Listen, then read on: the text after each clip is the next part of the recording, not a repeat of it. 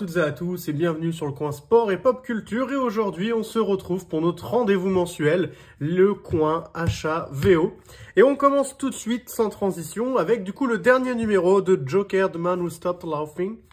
Donc, je sais pas si vous vous en souvenez, mais en VF, il y a pas longtemps, il y avait Urban qui avait sorti Joker Infinite, qui était une série qui était sortie pareil en à peu près une douzaine de numéros. Et bah, aux États-Unis, ça a continué dans une série qui s'appelle donc voilà, Joker, The Man Who Stopped Laughing. Donc là, normalement, c'est le dernier numéro aussi, c'est le numéro 12. Voilà.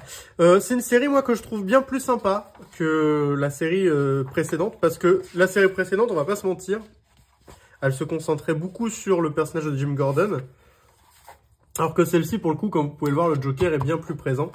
Donc vraiment, j'ai pas lu la fin, mais pour le moment, c'était une série que j'aimais beaucoup. Maintenant, on enchaîne avec Wonder Woman.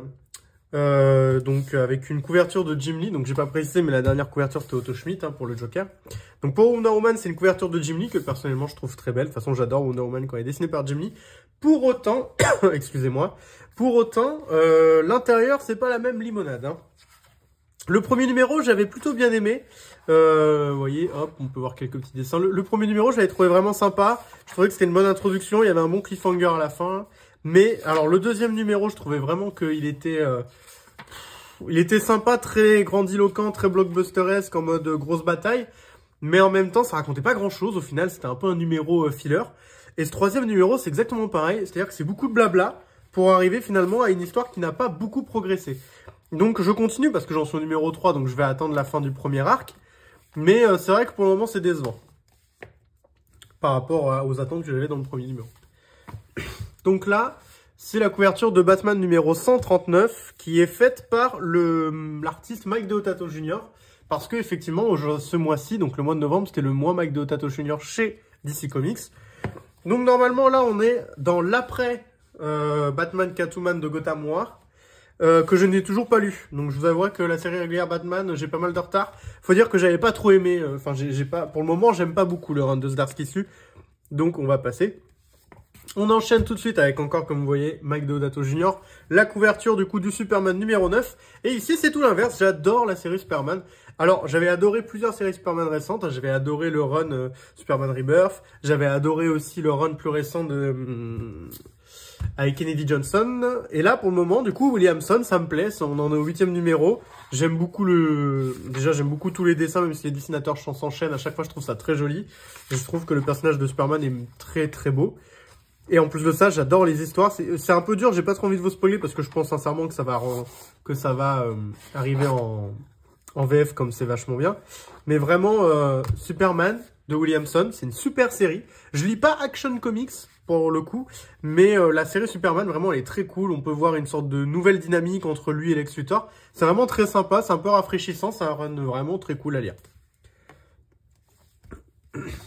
Ensuite, on enchaîne avec Poison Ivy, où en général, je prends toujours la régulière et la variante. Donc là, encore une fois, c'est celle de Mike Deodato Jr. Excusez-moi, le mois de novembre. Là, j'ai pas grand-chose à dire. Donc, Poison Ivy, encore une fois, c'est vraiment très très bien. J'ai pas lu le numéro 16. Je vais m'atteler à y lire là dans pas longtemps. C'est vraiment très bien jusque-là. En tout cas, jusqu'au numéro 15, c'est très cool. Ça raconte vraiment toujours... Enfin, ça continue sur la lancée au niveau qualitatif. C'est une série que je vous recommande que ce soit en VO ou en VF si vous la trouvez, elle est vraiment très bien et pour le moment ça se poursuit en étant toujours très bien. C'est pas répétitif, le personnage de Poison Ivy il est vraiment très attachant tout en étant...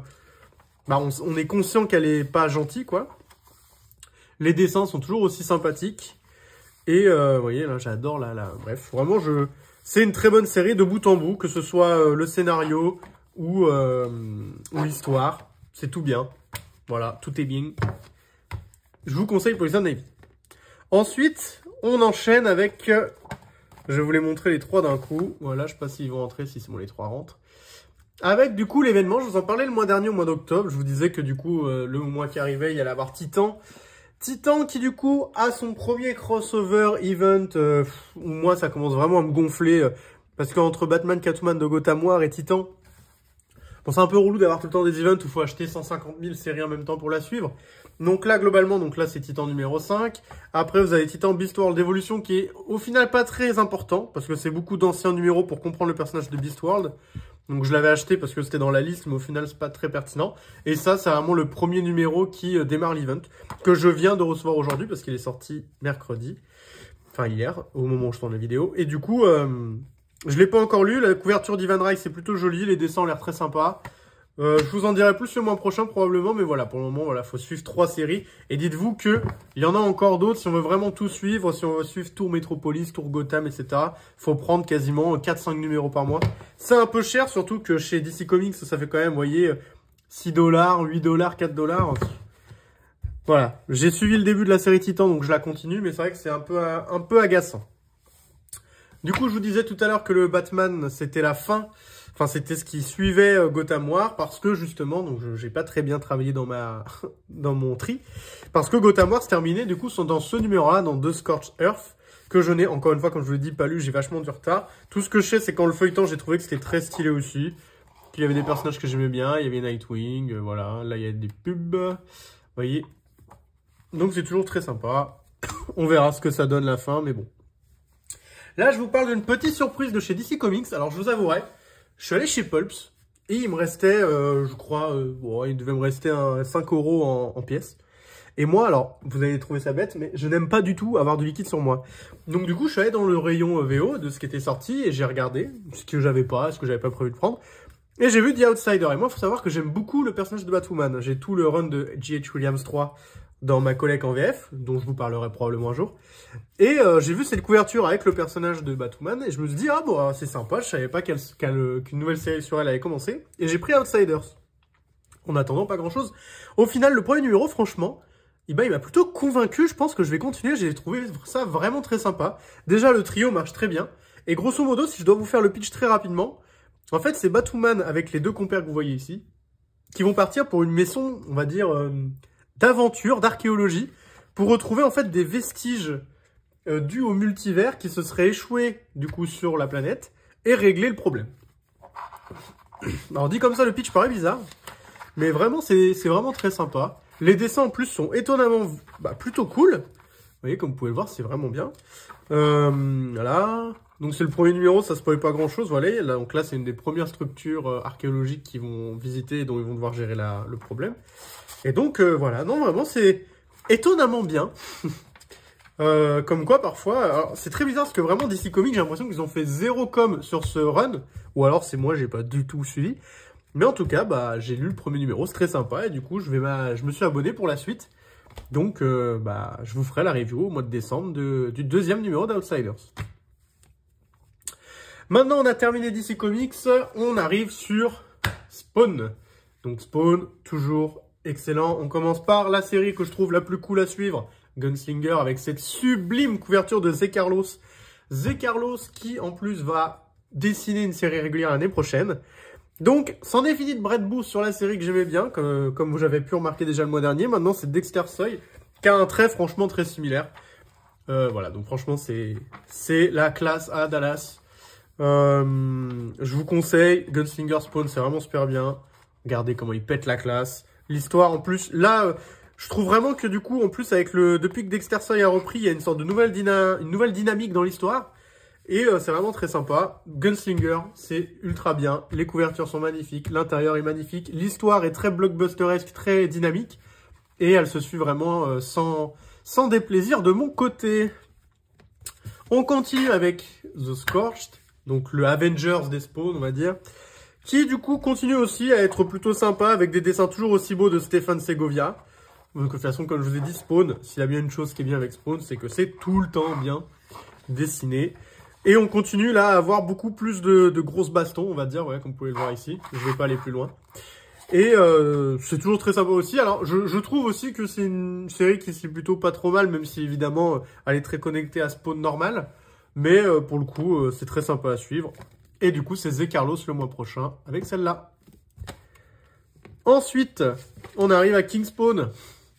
Et donc King Spawn, encore une fois, pareil, qui ici continue à être dessiné par Javier Fernandez avec cette première page que je trouve sublime avec la cape qui s'envole à travers plusieurs cases et tout. C'est un côté très très classe. J'adore le découpage de cet épisode. Je l'ai trouvé vraiment très, vous voyez, très intéressant la manière dont c'est fait, un peu en photo qui tournoie et tout. Donc non, c'était vraiment très cool.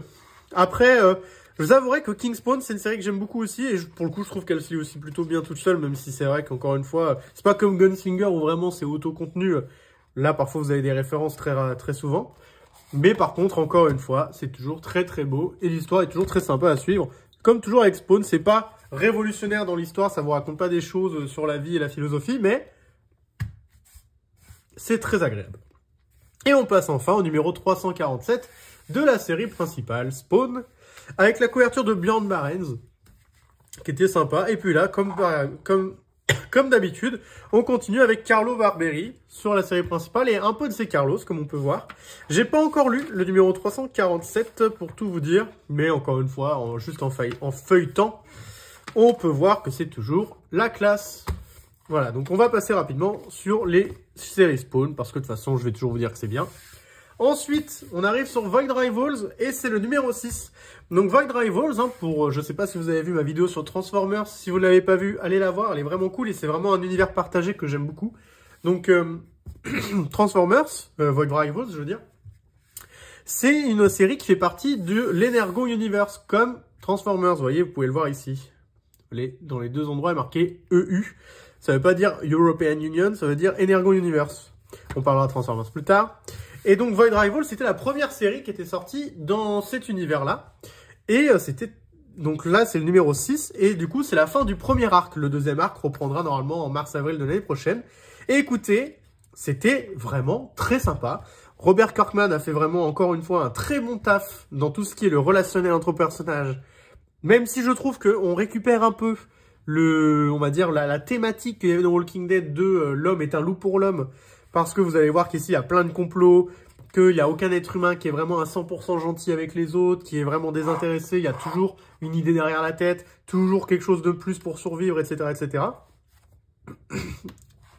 Mais, excusez-moi. Mais globalement, vraiment, Void Rivals, j'ai trouvé ça très sympa. J'ai hâte d'avoir le deuxième arc qui va sûrement nous dévoiler vraiment l'étendue de l'univers. Mais vraiment, c'était très sympa. Il y aura probablement une vidéo dédiée à Void Rivals et à son premier arc, donc aussi premier numéro. Je sais pas qui le sortira en français. Très honnêtement, si ça ne tenait qu'à moi, je trouve que ce serait bien que ce soit Vestron, parce que Vestron, c'est eux qui ont sorti le Transformers en VF durant toutes ces années. Mais étant donné que Robert Kirkman est très pote avec Delcourt, je pense que ce sera chez Delcourt s'il faut que ce soit chez quelqu'un. Et ensuite, du coup, on enchaîne avec Transformers, le numéro 2. Le numéro 1 qui était très sympa, mais on va dire très baston, très blockbuster, qui racontait pas non plus énormément de choses. Le deuxième rectifie beaucoup de ce que je reprochais au premier numéro. Dès le début, vous voyez, on voit Optimus Prime qui contemple la nature et qui va parler à l'être humain, raconter l'origin story de ce qui s'est passé, leur guerre, la planète, etc., etc. Donc, non, vraiment, c'est vraiment très cool. Les dessins de Daniel Warren Johnson sont toujours très dynamiques. Et puis voilà, j'ai pas grand chose à dire. Pour le moment, l'Energo Universe, je trouve très sympa. Et les prochaines séries dans cet univers-là à sortir, ce sera ce personnage. C'est un G.I. Joe. Et il s'appelle Duke, a Man of Action, qui est ici. Évidemment, on va prendre la série. Et on vous dira si c'est bien ou pas. Et normalement, je sais pas si on va le voir, si c'est quelque part ou pas. Non, ça n'a pas l'air. Non, peut-être que c'est dans Void Rivals, parce qu'il y a aussi une autre série qui est prévue dans l'Energo Universe. Il n'y a pas que Duke. Il y a aussi notre pote qui s'appelle Cobra Commander. Voilà. Évidemment, tout l'Energo Universe sera pris et vous sera fait en vidéo sur cette chaîne. Ensuite, un autre univers qui, jusque-là, m'a jamais déçu et dont j'ai hâte de savoir la suite, c'est l'univers The Unnamed. Et on a l'origin story, entre guillemets, ou plutôt une préquelle, à Geiger, avec Geiger Ground Zero, c'est le numéro 1. Et encore une fois, c'est excellemment bien. C'est vraiment très bien. On voit très rapidement ce qui s'est passé avant la catastrophe nucléaire. Comment Geiger a essayé de survivre, comment est-ce qu'il a eu ses relations avec ses voisins à l'époque. Comment ça l'a traumatisé le jour où il y a eu la catastrophe. C'est très bien, j'ai hâte d'avoir le numéro 2. Et ce qui est vraiment cool avec Ghost Machine, c'est que du coup, avec The Unnamed, c'est que donc toute l'équipe artistique plus d'autres dessinateurs que j'aime beaucoup ont créé Ghost Machine, qui est un label qui va sortir beaucoup de séries, dont du coup le numéro introductif Ghost Machine, et avec des dessinateurs que j'adore, comme Jason Fabok. Donc, vous voyez, hop, et après il y aura Geiger, Redcoat, Rook, Exodus. Donc Rook, Exodus, c'est celle de Jason Fabok, j'ai hâte. Et il y en a encore d'autres prévus dont on ne sait pas trop de quoi ça parle, mais moi j'ai confiance. Pour le coup, quasiment tous les artistes dans l'équipe de Ghost Machine, c'est des cracks. Ensuite, on a bientôt fini. On arrive à Big Game, le dernier numéro du crossover ultime de tous les héros de Mark Millar. Où dedans, vous avez des personnages de Kick-Ass, des personnages de Nemesis, des personnages de Magic Order, des personnages de Wanted. Et je ne peux pas aller plus loin car je n'ai pas fini totalement de lire l'intégralité de la série. Mais dès que ce sera fait, évidemment, pareil, ce sera chroniqué. Et hop, on termine avec l'avant-dernier. Donc on termine pas. Avec Edenwood, dont je vous avais montré les premiers numéros le mois dernier. Je les avais pas encore lus. Alors j'ai pu lire le premier numéro, qui est, en tout cas pour moi, très très sympa. C'est très très beau, Tony Daniel, j'adore. Je trouve que l'univers est très intriguant. J'ai hâte d'en savoir plus. Et pour vous montrer, même là pour vous dire, je viens de recevoir Edenwood. Donc je vais vous montrer vite fait les pages, je vais découvrir en même temps que vous. Et je peux déjà vous dire que je trouve ça, encore une fois, très beau, c'est très sympathique. C'est vraiment super bien, Edenwood. Et on a hâte de lire la suite. Moi, j'ai hâte de lire ce second numéro, après avoir beaucoup aimé le premier. Hop. Et donc, voilà. On en a fini avec Edenwood. Et maintenant, là, on termine pour de vrai, avec Berserker. Berserker, du coup, qui est la série Ego Trip de Keanu Reeves, qui normalement est en 3 tomes, qui va sortir le 3e tome va sortir en janvier ou février chez Delcourt. Mais en VO, on a quelques petits spin-offs, des one-shots, donc c'est-à-dire un seul numéro qui fait une histoire en entière. Vous voyez, il brille en plus. Et il y en avait du coup eu un premier à l'époque sur l'Atlantide, il me semble. Et là, du coup, c'en est un deuxième qui s'appelle Fallen Empire, qui raconte du coup Keanu Reeves, Keanu Reeves, le Berserker, qui est dans un monde un peu plus, voilà, on va dire 1001 nuits. Vous voyez, c'est toujours très beau, très pour adultes. Et vraiment, je ne l'ai pas encore lu parce que pareil comme Edenwood, je les ai reçus aujourd'hui. Mais vraiment, ça a l'air très sympa. Et voilà. J'espère que ça vous aura plu. Merci à vous d'avoir suivi ce coin achat VO du mois de novembre 2023. Et n'hésitez pas à me dire en commentaire s'il y a des séries que vous lisez, que vous aimez bien. Si vous aussi, il y a des séries que vous avez vues ici, que vous aimez bien ou que vous n'aimez pas. Si vous avez, alors surtout, si vous avez vu Outsiders. Alors je sais pas si j'aurai la chance de trouver quelqu'un qui, comme moi, était assez intéressé pour se laisser tenter par Outsiders. Mais si c'est le cas, dites-moi ce que vous en avez pensé. Parce que moi, vraiment, j'ai trouvé ça très sympa comme premier numéro. Puis sinon... écoutez, j'ai fini ma vidéo, moi de mon côté, j'espère que ça vous aura plu de voir tous ces numéros VO. La plupart des choses qui sont présentées ici sortiront en VF probablement un jour. Hein. Il n'y a quasiment rien dont je me dis que ça sortira pas, à part peut-être The Outsiders pour le coup. Et ce serait dommage parce que je pense vraiment que ça va être une bonne série, enfin en tout cas j'ai de l'espoir. Et je vous souhaite de passer une bonne matinée, bonne journée, bon après-midi, bonne soirée. Ça dépend du moment auquel vous regardez cette vidéo. Je vous souhaite de passer du coup... de bonnes lectures, de BD, de comics et de manga. Tchuss!